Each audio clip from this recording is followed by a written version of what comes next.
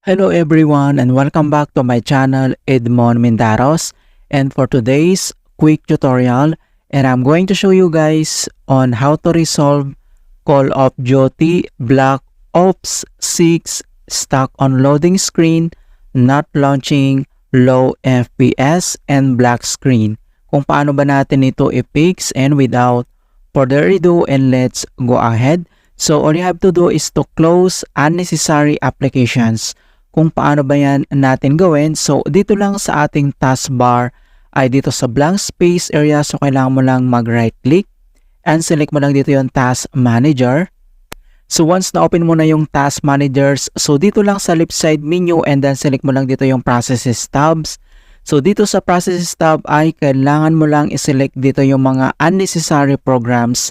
So select ka lang dito one by one, and then for example select mo lang siya and then kailangan mo lang mag right click and then kailangan mo lang itong i-end task. Alright, so select mo lang dito yung mga unnecessary programs and then next step ay click mo lang dito yung end task. Alright, so after dito sa task manager and other solution na pwede natin gawin, so dito lang ulit sa search menu and dito sa search for app, so type mo lang dito yung device manager and then click mo lang dito yung open. And dito sa device manager, so ang next step ay kailangan lang natin i-update yung graphics driver. Alright, so ang next step dito ay kailangan mo lang i-select dito yung display adapters. So i-click mo lang tong arrow na yan para mag-expand.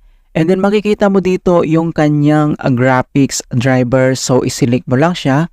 And then kailangan mo lang mag right click and select mo lang dito yung update a driver. And pop up tong dalawang options na search automatically for drivers or browse my computer for drivers. And then select ka lang dito sa dalawa. And then kailangan lang natin na itap tong search automatically, for tap lang natin yan. At wait natin. So makikita mo na dito na the best drivers for your device are already installed. Okay, so ang next step, so close lang natin tong device manager at dito lang sa start menu at kailangan lang natin mag-restart. Okay, click mo lang yan.